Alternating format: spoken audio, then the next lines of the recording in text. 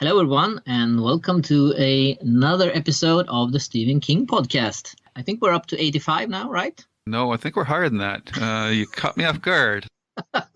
So just talk about the show, and I'll get you the episode number. Yes. Today we're going to talk with Bev Vincent, who has edited the book Flight or Fright together with none other than Stephen King. And the title gives away some of what the stories are about, but we're going to talk in depth with him about that. Right, we are, and it's a really fun interview, and we of course stray a little bit from the book because Bev sometimes has an inside track in other Stephen King things, and we pried him a little bit about that, and you'll have to see what he responded with. And just for posterity's sake, this is episode 87. 87, that's good. But as usual, let's start with the news.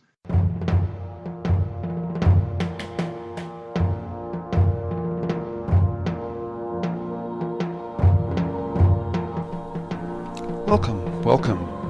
Do not fear the door that lies before you. We will protect you.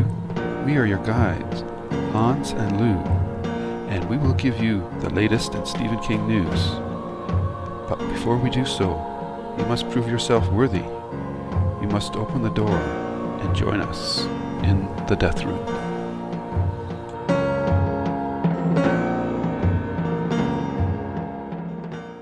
All right, and the first item up is the teaser for the upcoming documentary, Pennywise, the story of it. And this is being done by the same, at least one of the two that did the Pet Sematary documentary, I believe, and that's John Campiano, right? Yep.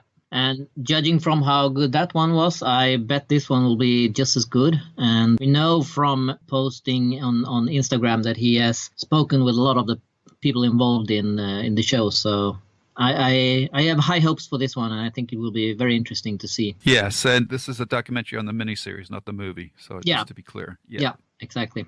But moving on to the next one, that is actually about the new It movie. And rumor has it that it will begin to shoot this summer. And we don't know much about the details of it. It says that they're going to start filming in Toronto.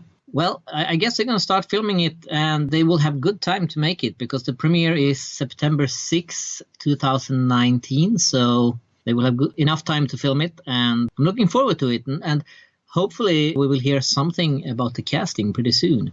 Yes. As Jessica Chastain, I think she's confirmed to play Beverly, isn't she? Or is that still... I don't think she's confirmed. I think that a lot of people want her to play the role. Mm-hmm. And I also think that she has been in talks for playing the role, and she's been in one of Andy's other movies. I can't remember exactly which one right now.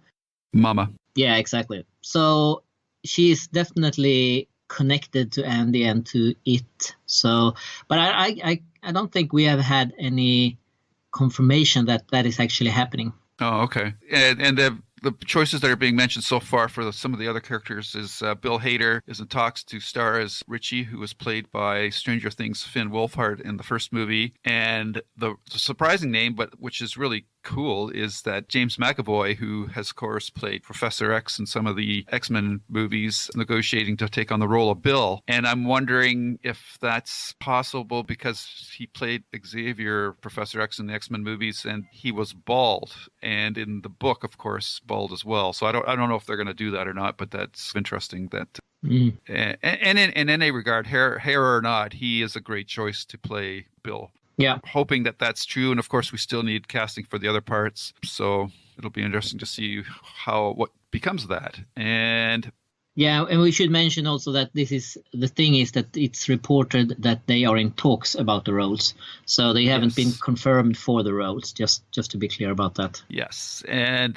But they'll have to confirm it pretty soon, because our next story tells us that It Chapter 2 starts filming this summer in Toronto. And that as you just had mentioned, that the release date for the second movie is September 6, 2019, and they're still finalizing the script, and locations are currently to be scouting and anticipating of beginning shooting then. So they have to get going on this. They have to get this cast, and they have to get the script locked down if they're going to start filming this summer. So yeah, we shall see. And I'm really curious to hear what the budget is going to be on this, because just the fact that you're casting adult actors who are going to ask for a lot more money than the child actors got in the first one could probably double the budget of this second movie. Yeah, but thinking about how successful the first movie was, I'm sure they can squeeze out a little bit more money from the company.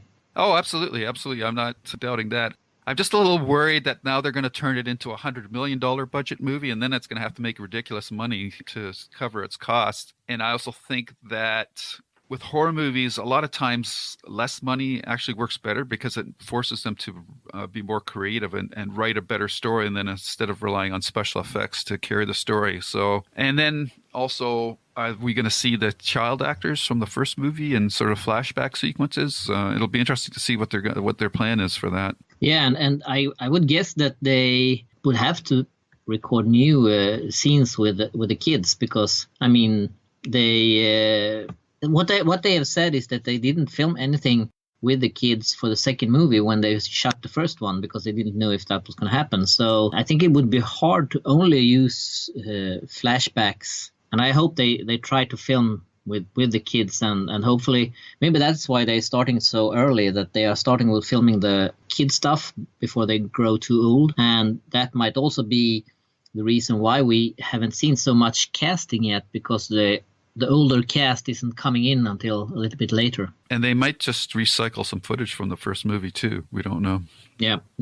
Because the kids might have grown up over the summer, over the year, because they're all just at that age, in that age group, right? And we saw that happen with the actor that played Jake in The Stand, The Dark Tower, when they had to do those pickup scenes at the end of the movie. It was obvious that he had grown like a foot since the original filming. So yeah, we'll have to see how that plays out.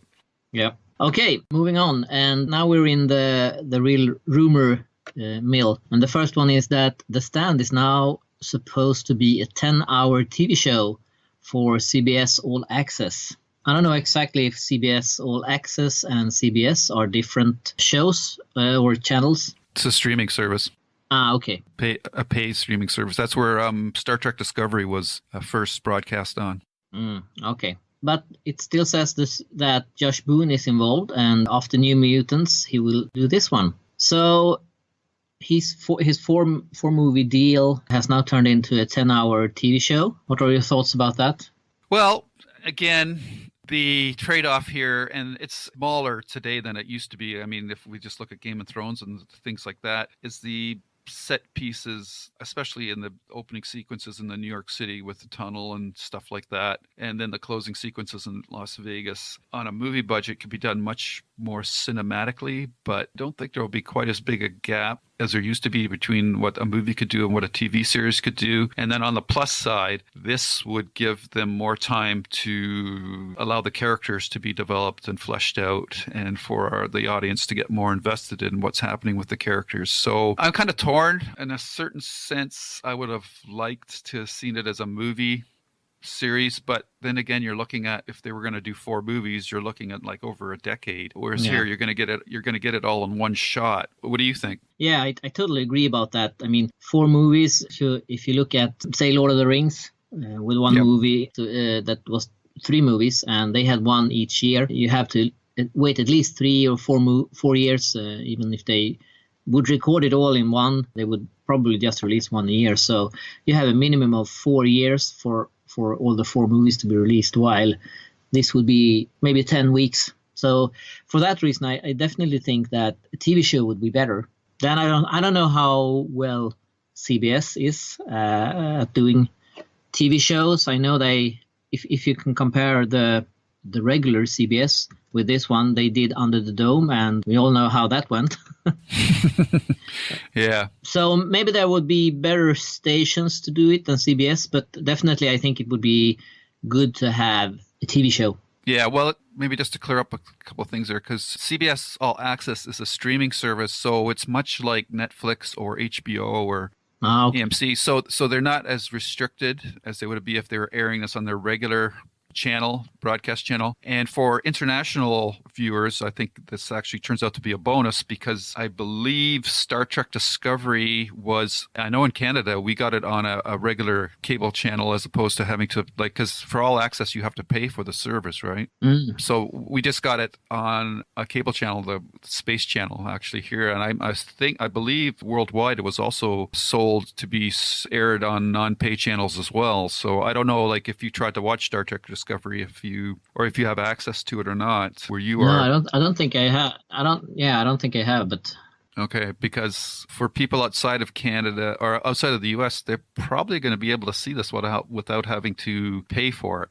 which is weird because when Star Trek Discovery is on, people in the States were complaining that we have to pay to watch it, where I, like in Canada, got to see this series for free. So yeah. it's just one of those weird distribution deals things, right? So we'll have to see how that goes. I guess the other thing here is if it's done as a TV series, how involved is Josh Boone going to be? And I don't know. He's been having some development problems with his New Mutants movie. They've had to do some reshoots in that because of studios changing their mind about how they want the tone of the movie to play out. I think my understanding is what reshoots they're doing and now is to make the movie seem more like much more of a horror type of movie than a superhero movie. So that's pushing everything that he's got on his plate back because he's had to do reshoots in that, and the movie's been moved back as well. So I'm wondering how much involvement he's actually going to have. Is he going to direct? I doubt if he's going to write and direct all 10 episodes. That would be tough. And maybe it's better that it's spread out amongst other people as well. So yeah, there's a lot of things here. And the thing with Hollywood, you just can't trust that anything's going to get done until it's actually filmed and in the can, so to speak. So it's going to be interesting to see what happens here. So yeah. Overall, I'm happy because it's a 10-hour TV show, which I think is a good length for a book of this size. And the miniseries was what? Was it 6 hours? I think it was about 4 1.5-hour episodes. Yeah, so I think that was about 6 hours. So, and I think with the money that they're putting into these things nowadays, this could look pretty cinematic as well. So I'm happy with it. Yeah. Still would have liked to seen it in the theater, but yeah. Well, you're gonna have to buy a big flat screen TV.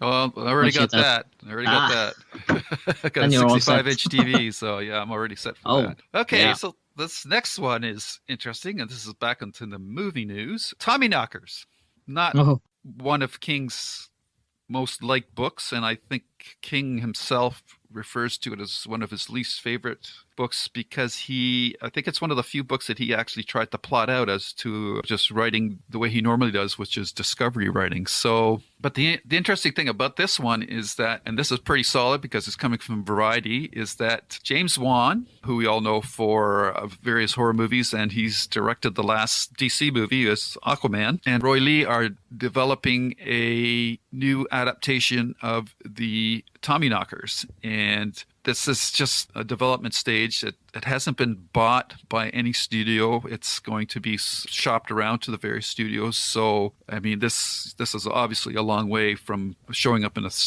your local theater. But it's interesting that they've chosen this book out of all the other books that could be, or novellas that they could make into a movie. If you take that book and adapt it, you could turn it into a pretty creepy Invasion of the Body Snatchers story. But this is not one that I think is screaming for any new adaptation. I think that it could definitely be done pretty nicely now with all the techniques we have now. And if it's being done for, say, movies, I don't think it's as if it's going to be a TV show or movie, right? It says movie here. So, but I think that with the techniques they have today, they could do a pretty good version of it. But it's interesting, as you say, that why would they pick this one? Because it's not the most popular book, and it's definitely not. I mean, it almost seems like there's a sale on remakes, and I wonder if it's easier or cheaper to get the rights to do a remake instead of doing a new one. because we see a lot of remakes, and I can't really wrap my head around why would they choose to make a movie that's already been done instead of trying to make a new one that hasn't been done. Well, case of King, a lot of it has to do with the fact that most of his catalog is already, the movie rights are for most of them are already sold. So then you're left looking at what's not available or what's still available. And I'm pretty sure the Tommyknockers was not on anybody's list to be remade until James Wan and Roy Lee got the rights to it. So that's probably part of the reason. And the other reason that why Hollywood likes to do remakes of older movies is the brand recognition, and something that's been done before is there's less risk factor with it. So, but considering the reception of the novel and the miniseries, this is a risk. I think this is a bit of a risky adaptation as well. So, but I guess we'll see what happens. But I think it could be interesting. I think it could be a decent movie if done right. Yeah, oh, definitely. Yeah. Okay, and the big rumor is on again, Dark Tower. And this time, we had spoken before that it's heading to Amazon. And it seems to be closer now than ever. And the reason for this is that on Twitter, everything happens, you know that. And Glenn Massara, who is writing the script, is posting a picture of his tree house, who came down in a storm, I think. And he mentioned that it's like one of the Dark Tower's beams snapped. So that's definitely a nod to that. And Sharon Talgandu, sorry, I can't really pronounce that name. Iguedo. Yeah, who is actually head of something on Amazon who has to do with this, retweeted his post and wrote that our writers take their job very seriously, and hashtagged it Dark Tower TV. So this, of course, spanned the rumors that the Dark Tower is happening, that Glenn Massara is writing it, and that Amazon is going to do it. Mm-hmm. And he also said in a comment below the picture of the broken treehouse, I took it as a sign about my new script. So I think it's very obviously, and of course I head over to his Twitter site. And the image you can put at the top of it to show who you are and what you do and stuff like that is basically a part of the Dark Tower 4 cover. Yeah. So I think that we can rest assured that he is working on the script for TV version of the Dark Tower, probably starting from book 2. And what made this even more believable is that just a few hours after this had hit the fan, Sharon removed her post from Twitter. That might indicate that she maybe tweeted a little before she was supposed to. I don't know. Mm-hmm. So I think that I would say that it's safe to say that Amazon is working on something or some version of the Dark Tower, and that in turn would make me believe that they have the rights to it. I guess they are still. I would say that they are still very far from having something done and having something ready to show us. But I think it's safe to say that they are working on something. First off, let's just say how really cool it is that Glenn Massara has a treehouse to write in. Exactly. Like that is pretty cool. And the second thing is the lady's name, Tal Iguedo, I think, it almost sounds like Claire Esbenez from The Dark Tower. It's kind of got that vibe to it as well. So that's cool as well. And man, I got to say that if they're starting with Dark Tower 4, I don't know if I like that. I really think they should just start with the first book, because if they're gonna, I think that's gonna confuse people. Because if they're gonna, the average moviegoer is not gonna know that this was the plan to tie in the TV series to the movies. But I think if you start with the fourth book, I don't know, because then when do you bring in the other stuff that happens in the Dark Tower when he's still training to be a gunslinger? And who's going to be cast in this? And is it going to be an actor that fits with Idris Elba's portrayal of the character, or are they going to cast somebody that of a different race? Or so I'm a little confused here, and I didn't realize that she had taken her post down. So that also might make me think that they're might be reassessing what they're doing with this project as well. but at least it sounds like they're actually doing something with the Dark Tower. Yeah, and I remember us talking about this and said that we would never be excited about the Dark Tower again. But I'm actually feeling a little tingle deep down inside about this. But I'm hoping that they will forget about the movie and pretend that it never happened. And I actually think that it's pretty good that they start with book 4 and tell. I think that if they see this, and I hope they don't connect it with the movie at all. And I mean, this should be a totally their own series. And even though if there's more movies or not, they should just ignore them and make this their own thing and totally recast it. And I think that to do a TV show of it and tell the story in chronological order and not in the same order as the book, I think that would be fantastic if they do it right. I think that would be better. And since I don't want them to compare it with or connect it at all with the movies, if they started with book 1, they would have to move forward and then maybe put one season and go back and do book 4 and then move ahead again. And I think that if the plan is for them to do the entire thing, I think they should do it chronologically as things happen, not in the way the books are released. Well, then are you saying that they should show the stuff with Roland training to be a gunslinger as part of this TV series? Yeah, I think they should start with that. Yes, they should definitely start with. They would have to pick that part from the first book, and then go on with book 4 and move on. So okay, and I mean they could pick stuff that Roland tells the others, like in book 5, that really happened. I think that they should take the story and tell it as it happens, no matter where it is in the different books. I think that's a better way to tell the story in a TV show than jumping back and forth. And I think that's more confusing to people. So I would like them to find go through all the 7 or even 8 books if they want to include that one, and reorder it and tell the story as it happens.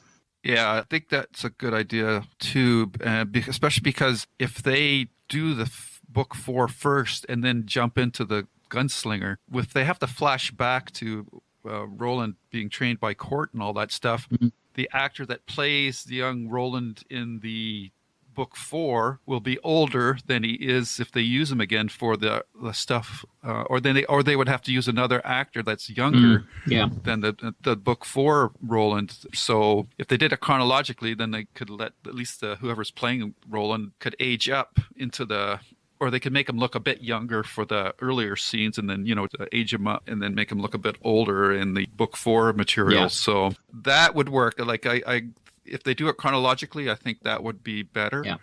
Otherwise, we're going to have like 3 actors playing Roland, and that's, I guess you would accept it, but I would rather it be a little bit more seamless. And then it also solves the problem of once they get into the story, then they don't have to worry about casting Jake and then waiting 2 years to get back to that story because they're doing that other part. And then that kid, whoever they cast, will be too old again. So yeah. And I mean, if they do it that way, and when they cast Jake and the time it takes to reach the end of the last book, I mean, it wouldn't be that big a problem if he aged like 3-4 years. That would still work, even though he's not aging very much in the book. But in the show, they could allow him to age a little bit, I think. Yeah, exactly. So, but we'll see. That's what we're hoping for, at least. Yeah. Well, there's still a light on in the Dark Tower, so we'll just hope that it burns stronger as we hear more about what's going on with possible next adaptation of that series. Yeah. And why don't you grab the last one, Hans? Because I got a couple of things I want to talk about after the regular news items. Yes, and as we know, The Outsider is coming in about a month. Little more than a month. And on Friday, Simon & Schuster announced that Will Patton will narrate the audio version of the book. Do you have any thoughts about that? Will Patton, he's pretty good. I think he's an interesting choice. I don't know if we're supposed to read anything into that. I know what you think. because he's done the Bill Hodges books as well. So and I do like his voice. So it's an interesting choice. I guess it would have been a real surprise if they would have picked the female narrator. That would have maybe really caught a lot of people's eyebrows up a bit. Yeah. Do you think people think like that, or is it just us that overwork it? What you mean? What you mean with the Bill Hodges trilogy is, of course, if the outside is the book that will feature Holly Gibney that King has hinted, and because Will has narrated the 3 Bill Hodges books, this is the Holly book, and he will narrate it. Do you think it's us that overworks it, or is it? Oh, definitely. Yeah. Yeah, I definitely think so. Yeah, that's fans, diving deep. Yeah. But because he's narrated other books beside the Hodges books, hasn't he? Or I'm not sure, actually. I don't know, but I can reveal as much that I know if this is in fact the Holly book or not, but I won't tell. Oh, you bugger. Yeah. Yeah. But it's fun to speculate, and in little more than a month, we will all know. Yeah, this is true. All right. We're going to have to talk after we go off air, though. I guess so. Okay, so that's the news. I just wanted to mention 2 quick things before we get on to the interview, is that there is a movie in theaters right now, Ready Player One. And if you're not into science fiction, or what you might look at the trailers for that movie and say it's a video game movie, I highly recommend, as Stephen King fans, that you go see this movie, because there's a good section of the movie that is based on a Stephen King property that I think you will get quite a kick out if you go and see it. So I don't want to spoil what it is. It might be out. If you've read reviews for the movie, you might already know what I'm referring to, but it's really well done, and it's a really fun segment of the movie, and I think as King fans you will get a big kick out of seeing this particular scene on a big screen again. So I highly recommend checking that one out, and I don't want to get into specifics, but it's definitely worth checking out, and the movie's pretty good too, so there's that as well. Before we move on, I have one question. Sure. I have read so I know what movie it is and what scene you are talking about, but I won't spoil it either. But is it well done, or is it like, oh man, it's like they walked onto the set. Man. You just cannot believe of how accurate it is. That's cool. And I don't know how they did it. I haven't seen any articles on it. I'm assuming they recreated the situation in virtual reality, because there's no way they could rebuild those sets, I don't think. Yeah. They might have, but I have a feeling it was all done digitally. But it's pretty seamless, and it's really well done, and it's definitely worth seeing. I guess that's something we will buy on Blu-ray and see the behind the scenes. Yes, for sure. And I just want to give a shout out for a movie that's out in the theaters right now. If you're a horror fan, you should really check out a movie called A Quiet Place. It's a post-apocalyptic horror science fiction thriller movie. It's like if you were categorizing one of the first Alien movie, which is really just a haunted house movie in outer space. This is a version of a zombie movie in that you're fighting for survival. But the premise of this movie is that there's these creatures that have came from somewhere, we assume outer space, and they have super acute hearing, and they've wiped out most of the human population because of they can hear so well. So it's basically the movies deals with a family who has learned to live their life with this minimum amount of noise as possible, and that they had a advantage in that their eldest daughter was deaf, so they all knew how to sign language. So it takes it from there, and then it's just the rest of the movie is them trying to survive in this new world where the slightest noise can bring the wrath of really ferocious creatures upon you. And I have to say that I haven't not been as engrossed or enthralled with a horror movie like this in a long time. It's so quiet, and especially the first half of the movie, that you could tell people were feeling self-conscious about eating their popcorn or drinking their drinks because nobody wanted to make a noise, right? So because it plays like a silent movie, it really pulls you into the screen, so you're focusing on to watch their expressions and their facial expressions, and they're doing sign language, which is subtitles, so you can understand what they're saying to each other. And then once things start to happen, this whole like you can't make a noise or you're gonna get killed. So it's just really well done, and they do that a take on Alfred Hitchcock always said that a scene is much more interesting if the audience knows something that the actors don't do, such as like if the actors are sitting at a table and there's a bomb under the table and the audience knows it, but the characters in the scene don't know it.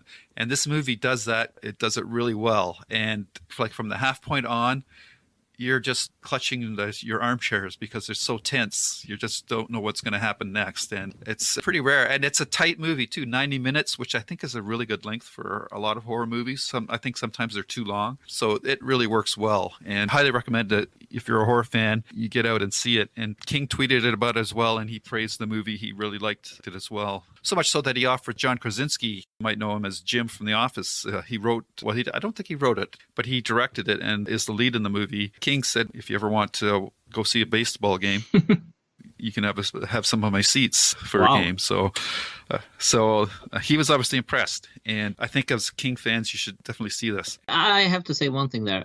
I was supposed to see that movie this weekend, but my plans changed, so I didn't do it. But I am definitely going to see that because I am hearing a lot of people saying exactly what you're saying, that this could be the best horror movie in a very, very long time. Yeah, I liked it. I liked it better than it. I'll tell you that. Oh my, yeah, and I mean, if King is willing to give up his seats, then it has to be really good. It's definitely worth seeing. Yeah, and that's a tip to everyone out there. If you want to meet King, make a really good horror movie, and you can go and see baseball with him. That's right, or write a good horror book too. Yeah, whatever. Yeah. And the last thing I wanted to mention, bringing it back to King, is when the first It movie was released last year, there was a promotional thing going around where they were showing, it's called It Float, a VR experience. And I've provided Hans with a link for it. I don't know if I assume that you're going to put a post up for it, Hans, that you can go to this site. Yes. And you can watch the video, and it's about 4.5 minutes long. It's meant for VR, but you can watch it on your computer screen. And when the video is playing, if you cursor into the video, you'll see you get like a hand. If you click down on that, then you can rotate it, kind of like in Google Maps. You know, if you hold it down, you can do like rotate the view, which you have to do because things happen off to the left and right of you or behind you that you have to turn around. So on a computer, it's a bit clunky, and obviously you're not getting the full 360-degree experience, but you can at least see what it was. And it's done it's not lifelike. It's not like a video game, high-quality video game presentation that you start out on the street and it's raining, and you go under the workhorse. Georgie shows up, and you follow the boat into the sewer, and then you see Pennywise, and then the view changes, and you step through the It letters, and then that takes you into the sewer entrance, and you go into the sewer and you see a lot of stuff from the movie and Pennywise, and you end up in the main area where all the kids were floating up in the air, like the garbage pile. Yep. And that, so that where the final scenes of the movie took place. So it's not bad for a VR experience. It's pretty good, and there's a couple of jump scares in it, so it's pretty good. And I think a lot of us had heard about this, but we never got to see it. So the only thing is, even in VR, you can't control where you're going. It's like being on a funhouse ride, and you're like in a car, and you're just kind of moving. So you can't say, "Oh, I want to walk over here," like we can do with some of the other VR stuff. This is just strictly a movie, so you can look around, but you can't control where you go. It's not a game. It's just a passive, a roller coaster ride thing. So I thought I'd just point that out because we had heard about this, and I think a lot of us were curious as to what it was about because it was only shown in certain venues like at Comic-Con and that, where you have to go into a bus, and they had converted that bus into like a theater or something like that where you had to put on the headsets. So just something that I thought might be fun for people to check out. Yeah, definitely. I wish I had 3D glasses and stuff like that so I could watch it. But I'm going to check it out anyway, best I can, and hope my computer can manage it and it's not too old. Yeah, if you're a gamer and you have a PC rig with a VR headset, you'll definitely be able to watch it in VR. Good news for PlayStation owners, PS4 owners. If you have a PSVR headset, which is where I watch it, there's an application under the video folder called Jaunt. You might have to download it, but if you go into there and you look in their library, you'll find it I think it's under New. It's a virtual tour is there, and I watch it on my PSVR headset with headphones and everything, and it's pretty cool. VR is a lot of fun, and this is definitely something that I think will become more prevalent as we move forward. It's fun, and if you have anybody that's a little gets scared easy, this will definitely do the job. Cool. Okay, and that's it for the news this time. This is great. What's our job? We'd like drive around, pick up stiffs or what? We have a special guest. He hasn't been on for quite a while, and that is the self-professed Stephen King expert, Bev Vincent. Hello, Bev. Hello there. How are you doing? Doing just fine, thanks. Good. It's been a while. You've been behaving yourself?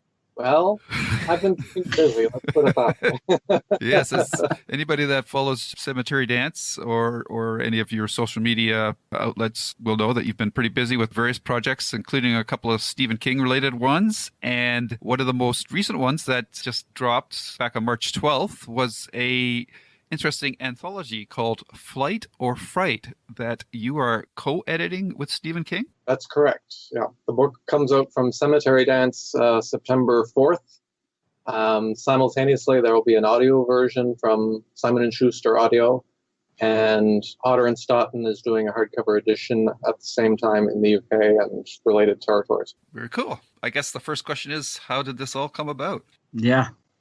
Well, it was one of those things, being in the right place at the right time, everything just sort of happened.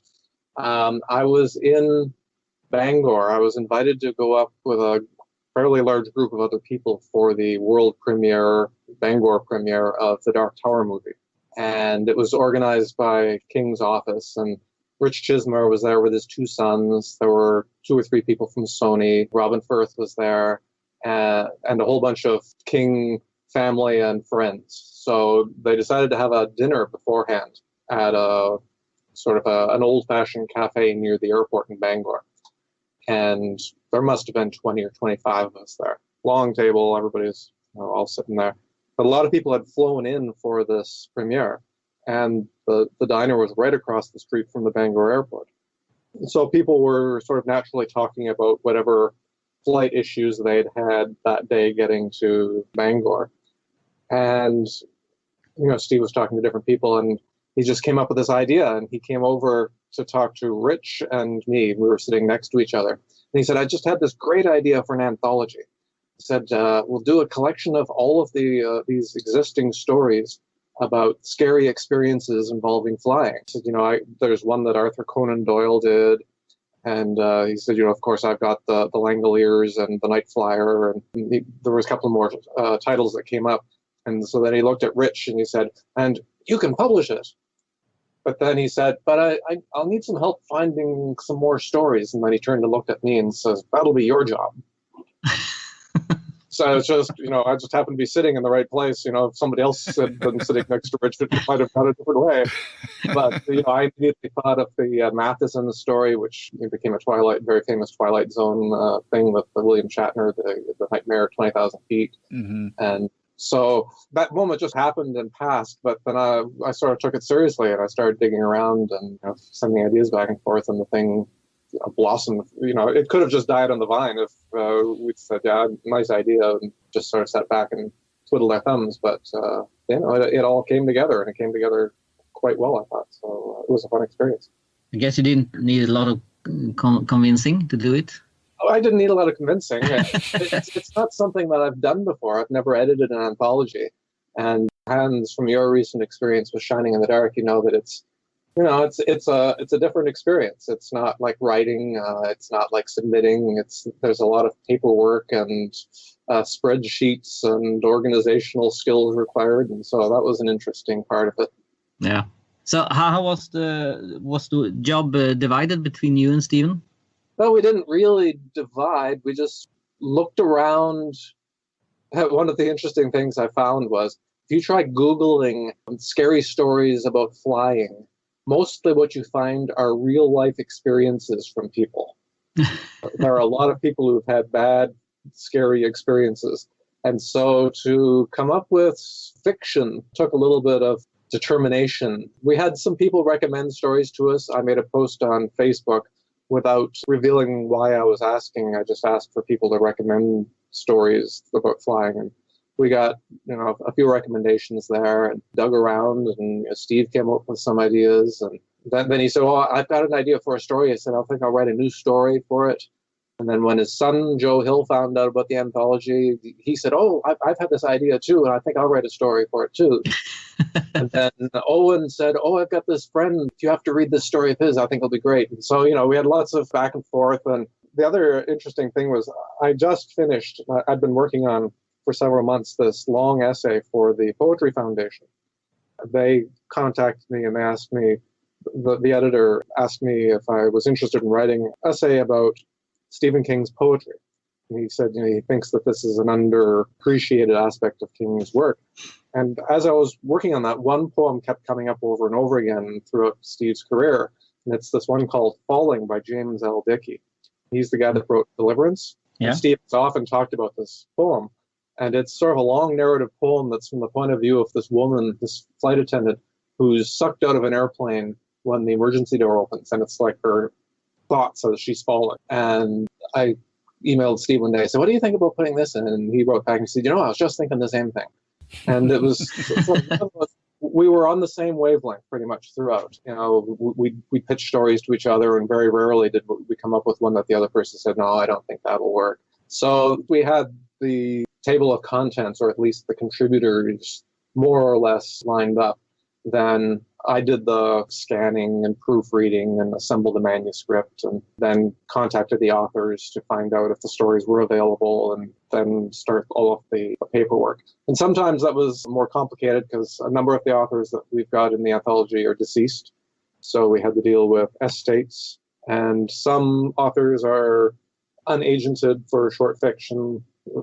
And I'm in that same camp. My agent doesn't handle my short fiction, where others were agented. So we had to deal with lots of different kinds of moving parts to get it all to work. Was it hard to get the rights? If Stephen King asks to be using one of your stories, I guess a lot of people will say yes. Yes, that's true. We had that ace in our deck that smoothed a lot of paths. I think people in general were just happy to be asked. Some of the authors that we picked are not extremely well known, and so very often, the response that we'd get back right away was, "Oh yeah, I'm so delighted, whatever I can do," and we just want to see his work get bigger audience. And we only had one person who turned us down, and that was because he felt that the thing that we had chosen no longer sort of represented what he considered to be his best work. Okay. So he turned us down. But everybody else was on board right away. It's taken a long time to get all the I's dotted and T's crossed, but I'm almost there. When you're dealing with the UK, there's the time for mail to get here. And when you're dealing with the agents have to send things to the author and it has to go back to the agent. So it's fiddly work, but it's taken a while. Yeah, it's very time consuming. I recognize what you're saying. I'm curious, Bev. I know that there's at least 2 new stories, one by Stephen King and Joe Hill. You have a story? Only 2 new stories. Everything else is a reprint. Oh, so your story is a reprint as well? Yes, mine was published in 2010 in an anthology, a zombie charity anthology called Dead Set. Oh, okay. Although I have rewritten it fairly substantially. Okay. Before So you're listed as a co-editor. Does that mean that you edited a Stephen King and a Joe Hill story? That's correct. Wow. I did. I gave them notes. Wow. That must feel kind of... Well, the stories as they came in were in fine shape. There were just a few inconsistencies, the things that you do when you write fiction. And Joe also went off and had various other people review it during the process. And I think we ended up with 4 drafts from Joe as he sent us the first one just to sort of give us the idea of where he was headed. And then he had various people, including his agent, and I think a pilot gave him some advice on some of the technical things. But then, there's always just little glitches that crop in, just like the British publisher of Shining in the Dark found a typo in my story and that anthology that the American proofreaders missed. And so, yeah, I didn't get in there with a heavy hand and tell him, no, you need to do this and that, but pointed out some things that for him to go back and think about, and glitches mostly. Right. And that was a pretty smooth process? Oh, yeah, absolutely. Very good. I'm curious, are you a good flyer? I'm a good flyer. The only thing that makes me nervous is the scheduling. I tend to be the kind of person who leaves way too early to get to the airport because I anticipate all sorts of things that could possibly go wrong. And I've never missed a flight, and that's sort of like one of my nightmares. I never want to miss a flight.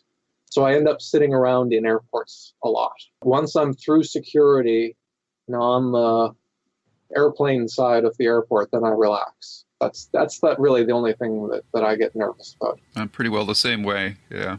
Yeah, I haven't had any bad experiences. And I've had a few landings where they've had to abort at the last minute and go around, but nothing. Yeah, I tell a story in my afterword about the first time I flew and some of the interesting things that happened on that flight. But Steve's introduction, he has a really scary personal story to tell about that flight. Right. Is it true that he's scared of flying? Well, I mean, he says he is, so I have to take him at his word. I mean, he's had to fly a lot for his job, and as far as Australia and England, but I think it's not his favorite thing to do. And then if you read this introduction, you'll have an idea of why he might be a little bit trepidatious about flying. So will you convince him to go to the UK and promote the book there? Oh, I don't think that this book, probably not. I don't think he's even doing a tour this year for the novels that are coming out. No. But yeah, I mean, anthologies, we sort of laugh back and forth as we were putting this together, saying, I wonder how many copies of this will get put in airport bookstores. Yeah. That's pretty cool. So I recognize a lot of the titles. Obviously, Nightmare at 20,000 Feet, as you said, it's been adapted at least twice that I could think of, once for the TV series and once with John Lithgow for the movie. Correct. Any of these other Air Raid by John Varley, which I think was a short story that later on became a novel. That's right. Yes. Millennium was a novel. Yes. I think there was also a movie based on that, too. Yes. So it's a science fiction piece. Yeah. Any of the other ones that you could tell us you really liked? Of course, beyond Stephen King and Joe Hill, some of the older ones that I don't, not all of them ring a bell with me. But Tom Bissell was a new author to me, and he was one that Owen King recommended. The way people would be familiar with him these days is he wrote a book called The Disaster Artist. Oh, yes. Which was turned into a movie with James Franco. Yep. That he co-wrote. Yeah. So that's where he comes from. That it's the longest story in the collection, and it starts out feeling a little bit like The Langoliers, but then it goes off into some very interesting and highly literary and the issues it deals with are very contemporary issues. Let's see what else. So we've got Ray Bradbury. Always good. It's a shorter work of Bradbury's that's actually set in ancient China around the time of the Great Wall's construction. Roald Dahl, people will know, of course, from all of his children's, Charlie and the Chocolate Factory, Willy Wonka, all of those. But he was an RAF pilot. And so he wrote some stories about fictionalized stories that were based on his experiences during World War II. Cool. And I was quite delighted to find that one by him. Did you, when you put the stories in the book, did you have a select which order they would come for a reason, or did it just happen? There is, I guess I would say there's a reason to it, although I don't know that it's one that I could explain. There's sometimes you don't want to put two stories too close together that are thematically or structurally similar. Probably don't want to put two really long stories back to back. But then there's other ones where it felt like there was almost a segue from one story into the next one. Yeah. There was never any doubt which one we were going to open with. It's a story called Cargo by Michael Lewis. And it's been in, Ellen Datlow selected it for one of her anthologies. And it's been anthologized a number of times since then. And it is a creepy, disturbing story, which just really sets the tone right out of the gate. Cool. I'm looking forward to reading it. Did you do all this by email and phone, or did you sit down and do it face to face? All done by email. Oh. Not a single phone call, not a single face-to-face meeting after the one in Bangor. So it's just all send stuff back and forth. And then once I had all of the stories scanned and proofed, then I sent the whole package, printed it out and sent it off to Steve late last year. And then he went through and wrote the individual story introductions. So there's an introduction to each story? Each story, has and they're fairly brief. Sometimes they're just 5 or 6 lines, and sometimes they're half a page. It's his thoughts about the story, or about the author, or his history with it, things like that. That's in addition to his own overall introduction. Oh, cool. I always like it when he does that. The only one that I wrote was he said I should write the introduction to my own story. Ah. Because he wrote the introduction to his. So, Okay, fair. Yeah, that's only fair. So this is another notch on the belt for you to be have your name on the cover with Stephen King. I guess the next thing would be a collaboration. These things happen or they don't happen. I mean, when I interviewed Steve and Rich about Wendy's Button Box, one of the last questions that I asked Steve was he had just come off a year when there had been multiple collaborations. He'd done the book with Owen and the book with Rich. And he was saying, is this the beginning of a trend? Do you see yourself doing any more collaborations? And his answer was essentially, I don't have any plans to collaborate, but I don't have any plans not to. But yeah, you can always hope that things like these happen, but you can't force them to happen. Just like this anthology, it just sort of dropped out of the air, and in much the same way that Wendy's Button Box, fell into Rich's lap because that story of how that all happened. Right. Because of course we're waiting for one big collaboration between him and Peter Strauss. Absolutely. Yeah, that'll be the next one that I would rather see. Yes. That's most scheduling thing. I think Peter has been wrestling with whatever novel he's working on now for a number of years. I think whenever one of them has a gap in the schedule, it doesn't necessarily fit with the other, and so they just got to find the time. Right. Yeah. So, because it definitely seems like King is back to doing solo stuff, because his two works coming out this year are solo projects. And after last year, I'm quite looking forward to that. Not that I had any problems with the collaborations that he did last year, but it will just be kind of nice to get some straight-on Stephen King stuff again. Mm-hmm. When we go back to Castle Rock this year with Elevation towards the end of the year. Yeah, you maybe know this, but Lou and I speculated a little bit about that being connected to the TV show and with Castle Rock. Well, people speculated about that with Wendy's Button Box too, but Wendy was written after I think everything was put to bed with the first season of Castle Rock. I don't know that it's connected at all. I suspect not. I think that, unless they came to Steve and asked him to write something specific for what they're doing, they're sort of, it's hard to describe my impression of what they're doing, but, outside of Alan Pangborn and, the geography of Maine, I think that they're going their own direction. Mm-hmm.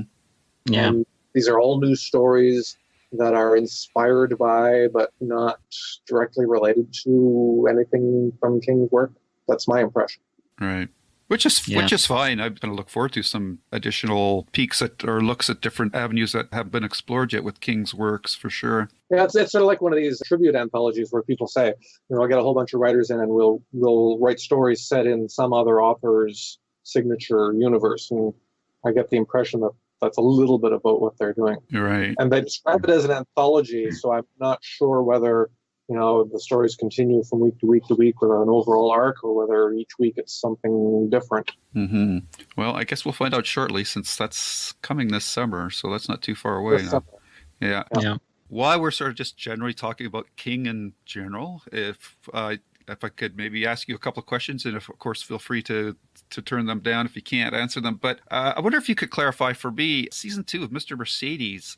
Yes. I'm not getting a vibe that they're doing the second book. Am I wrong in that? Or I'm not saying. I don't know. Okay. To be honest, I don't know.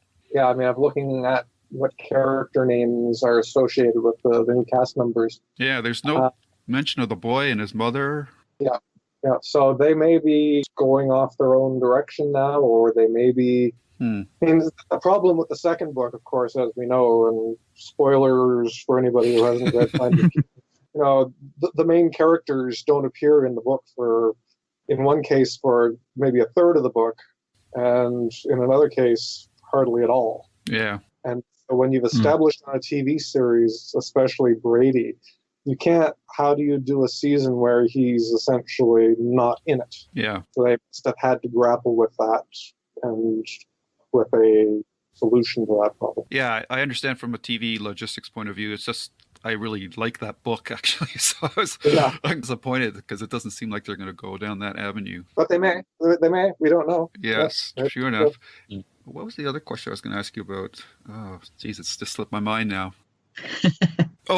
Dark Tower, of course. Because I think we were all caught off guard by that almost throwaway line in a property that I don't think anybody really knew much about, unless beyond the fan base of that particular author. But have you heard anything more about what's going on with that Amazon series? No. I assume that it's a start all over proposition. I've heard a single thing. Okay. Like you said, it was throwaway line in the 17th paragraph of this long thing that has never been confirmed anywhere else. Right. And so I'm treating it as essentially unconfirmed until I hear more. Yeah, for sure. Yeah. I know there was talk at one point about filming going to take place in Northern Ireland, Yes. I think. Yeah. And so it's entirely possible that, distribution is something completely separate from production. And Right. so they can actually go ahead and make the whole thing and sit there with it in their hands and then go out and find somebody to distribute it. And that could be where Amazon would come in. Right. As opposed to something like the Bosch series, I think, where Amazon is directly involved in production and distribution both at the same time. Mm-hmm. Both of those models exist. But yeah, I have not heard a single thing. Okay. Well, we're looking to you to give us the first solid. Googling Dark Tower and Amazon, that's about as rewarding as trying to find scary flying fiction. Exactly. Because if they're going ahead with that series that you're talking about, or version of this series in Ireland, that sounded like that was carrying on from the movies. But we know, of course, that it doesn't look like the movies are going to go anywhere. So you would think at this point they would look at probably rebooting, since at least the one actor that plays Jake would probably be too old now, because they pretty well have to film that fairly quickly with him. But you could still retain McConaughey and Elba, but it depends on what direction they go, right? Yeah, my impression always was that the first thing that they were going to try to do was do Wizarding Glass. Right. In which case, you could do optical tricks with Jake because he would probably only be present in the wraparound story. Mm-hmm. Same thing with Idris Elba, and McConaughey, of course, could feature in it because Flag does in the past. But my impression has always been that that's what they were going to try to do next. And that could be the concept of the reboot. We're going to just go back to the beginning of Roland's story and tell that and then see what happens next. But I could be completely wrong. Okay. So it sounds like you're in the same boat as us. And I haven't asked too many questions. I mean, I suppose I could ask Robin what she knows, but sometimes I'm just happy to let this stuff leak out as it leaks out, and then we go with it from there. All right. Yeah, and I want to mention also, I was fortunate enough to be able to use one of your stories in Shining in Dark. Yes. Thank you for that. You're quite welcome. I was pleased to get it published. It was a story that I had actually written for another anthology. It was called Children of the Moon in its original form, but it wasn't selected for that anthology. And so it had a lot of stuff in it that was specific to the world of that other anthology that I had to go back in and then do a complete rewrite to turn it into Aliena. Yeah, it's a great story, and it was very popular when I was in Bulgaria to promote that edition. It got a lot of praise there. Oh, thank you. I'm glad to hear that. Yeah. It's another one of these cases of where I start out writing a horror story, but it ends up having police procedural crime story elements that directed more than I know. Yeah. Any thoughts of expanding on that story? Because to me, it seemed like the jumping off point for a novel. Well, it's always an option. My problem is I've got too many ideas for novels right now, and I've not enough time always to devote to them. So my hope is that I've got 2 more short stories to write before the end of May.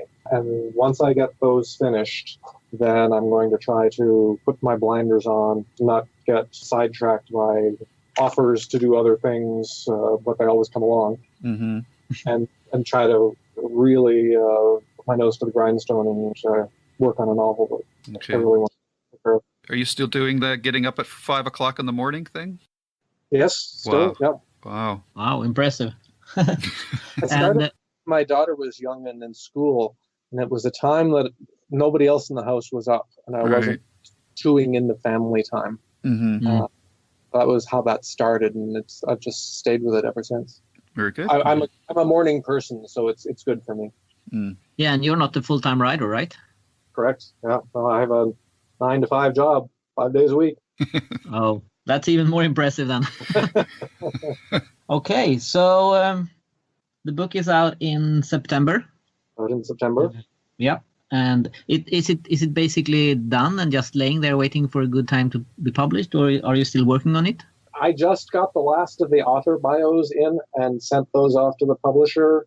They have already produced, I think they call it streaming, or flowing. They flow the text through the template, and it's been designed somewhat, and it's off in the hands of proofreaders for the first round. We have to be careful in this one, especially for some of the estate-controlled ones. We can't make any changes to the text at all without their approval, not even stylistic ones. So I'm sort of having to keep a close eye on what happens with the proofreaders to make sure that things don't change that annoy the people controlling the rights. So some of them will appear with British spellings, and some of them will be in American spellings. Right. Have that mix.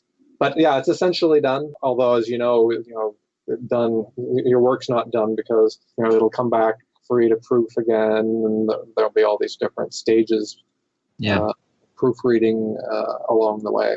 But I think we picked the September date. You sort of have to navigate Steve's world. You don't want to have something that steps on the other books he's got coming out. Right. And so I think we'd originally thought later in the year even than that, but then there must have been some discussions that September 4th was decided upon. And, at first it seemed to me like that was fairly ambitious, but when I see the state that the manuscript, but the prepared text is in, it's almost there now. We have cover art and Right. Yeah, and there's going to be a signed limited edition as well. I think it's already sold out though, but the lettered edition, there's not going to be a numbered edition. There's only going to be a lettered edition. Okay. I don't know if it's going to be 50 or 52 copies. Yeah, I think they offered that to the Cemetery Dance Collectors Club, and I think probably most of those people snapped it up. So yeah, it was sold out within 2 minutes of it becoming publicly available. Yeah, and I think it was quite expensive, right? About $1,500 or something like that. 15 or 25, I can't remember which right now. Oh, yeah. Crazy. I'm curious, I should ask this right off the top. Who came up with the title for the anthology? That was mine. Nice. I was in the shower one morning and it just leaped into my head. And that's one of my best. Some of my best thinking is done when I'm taking a shower in the morning. Mm-hmm. As I transition from the writing job to the day job, that's sort of in the middle, so I'm still thinking over. And as a scientist, I'm well aware of the fight or flight response. Right. And so I thought that just occurred to me, and so I sent it off to Steve, and he just said, "Yep, perfect." Oh, that's pretty cool. I just want to double check for our international listeners, because me and Hans are both out of the States. I know that you said the book is going to be in the UK through Howder and Stoughton, and Cemetery Dance is releasing it here. I'm assuming that will also be available to Amazon Canada, and that much like Wendy's Buttons box was. I presume. Yeah, I don't know the inner workings of all those things that happen. And do you get Hodder and Stoughton books in Canada now? Sometimes, I believe, yes. There was a long list at the back of the. No, I guess I haven't seen that one yet. I mean, whatever. I don't know what constitutes the UK distribution territories. Right. They have a very specific set of English language countries, English speaking countries, some of which might surprise you. Some of the Caribbean nations and some African nations and that. But yeah, so I don't know. Okay. Of course, we're hoping that what happened with Wendy's Button Box, and also, of course, with Shining in the Dark, will happen in that it will get some translation interests as well. Right. Yeah. But really, you sort of have to wait for a finished manuscript before those things start kicking into gear. Okay. Yeah, I have to ask because, unfortunately, in today's world, shipping costs are just killer. It used to be that there was this surface mail slow boat option where you could just pitch it in the bin and it might show up a month or two later, but it didn't cost you very much. Right. And for some reason or other, that one's not around anymore. Yeah, because a lot of times the shipping cost is more expensive than the book, and that's just like I can't justify that. So. Yeah, absolutely. Yeah.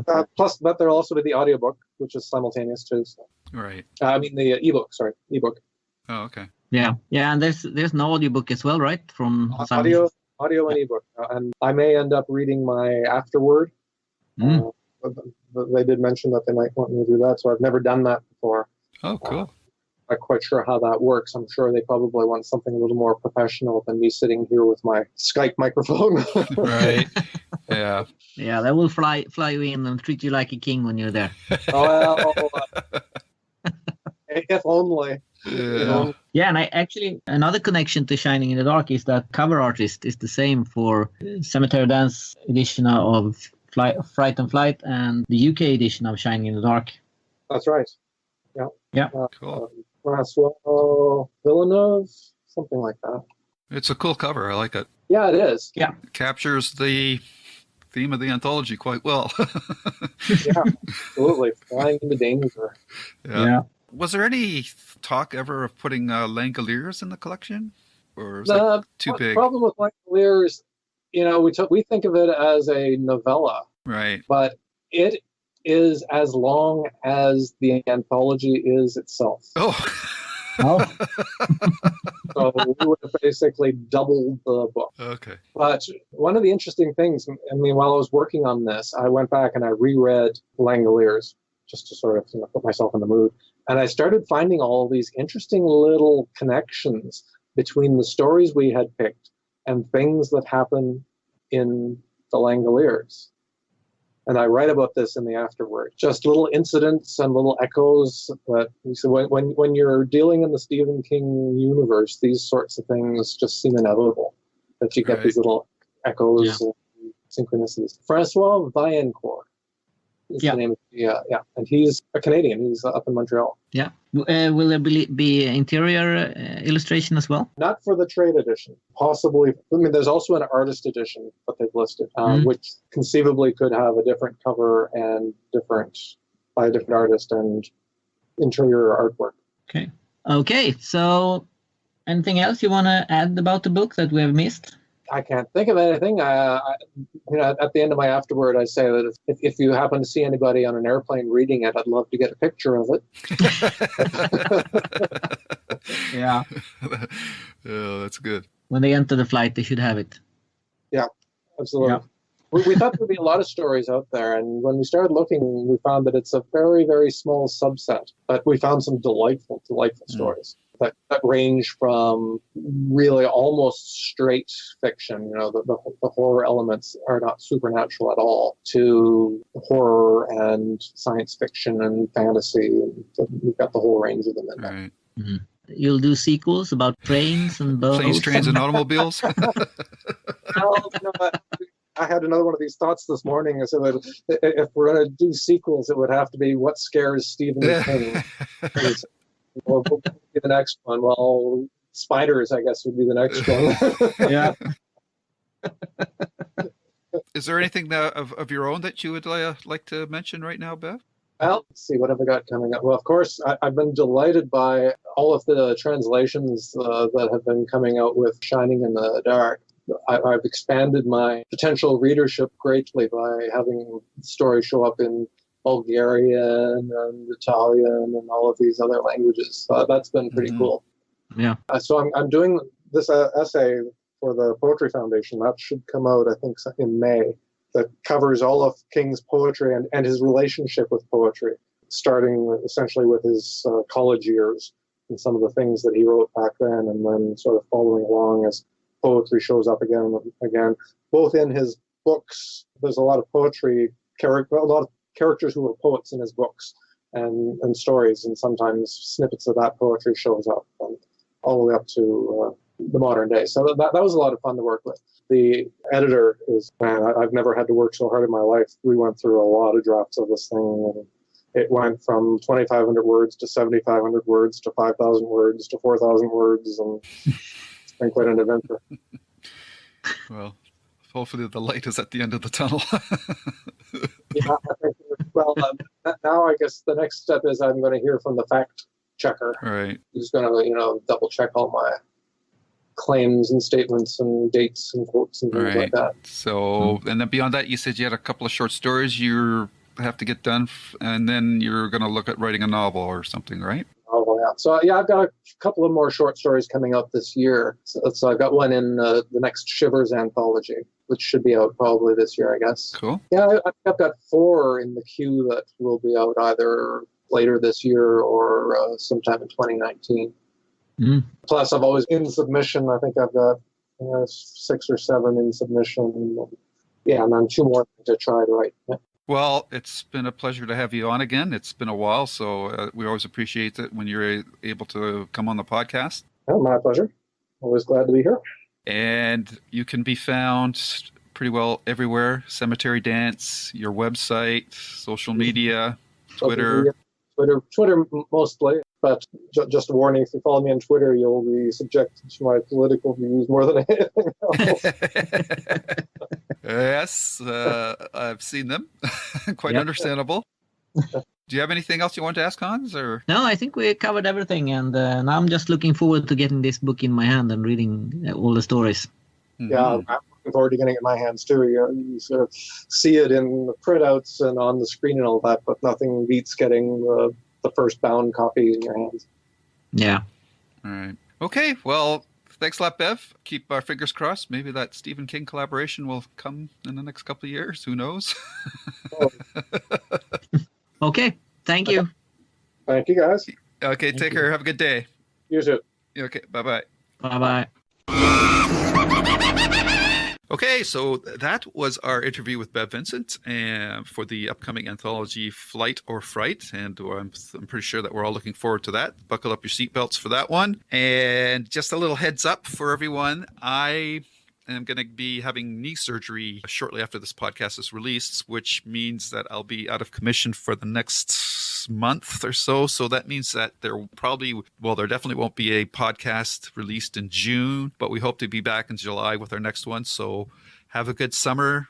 Read your Stephen King book that comes out in May. Hans already knows things that we don't know, but hopefully that's not too far away. So Hans? No. You behave yourself while I'm resting up. Yeah, the same to you. And when you told me about the knee surgery and how you're not going to be able to walk up and down the stairs at home, I was definitely thinking about Misery. And maybe you should watch that while you lay there at home and can't move in bed and stuff like that. That'll be the perfect time to watch a movie like that, for sure.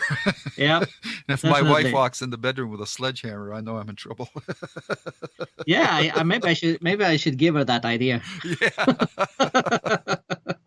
All right, so everybody, hopefully, I know we're still locked in winter here, and I think a lot of Canada has still gotten snow in this month of April, which is unbelievably late this time of year, but it's just been one of those winters. So hopefully by the time we get to our next podcast, it'll definitely be sunny out. And Hans, you enjoy your summer? Yeah, same to you. You got any vacation plans or? No, not much this year. I'm going to take it easy and see what happens. Book tours, lots of book tours. Yeah, I'm doing Stephen King reading tour. Oh. I'm going to talk about Stephen King. Yeah. Cool. Actually, in about a week. I'm going to do 8 lecture in 5 days. Wow. So I'm going to be heading around the south of Sweden for that. Awesome. So. Very cool. So I'm sure you'll be posting clips of that up on your website for us all to share. Definitely. You have to learn Swedish, but I mean, since you're going to be laying in bed and doing nothing, this is a good chance. Yeah, I'll have to take one of those Rosetta Stone courses or something. Yeah. Okay. Yep. So everybody, hope you enjoyed the episode. And as always, stay safe. But Stay scared. bye-bye. And Bool.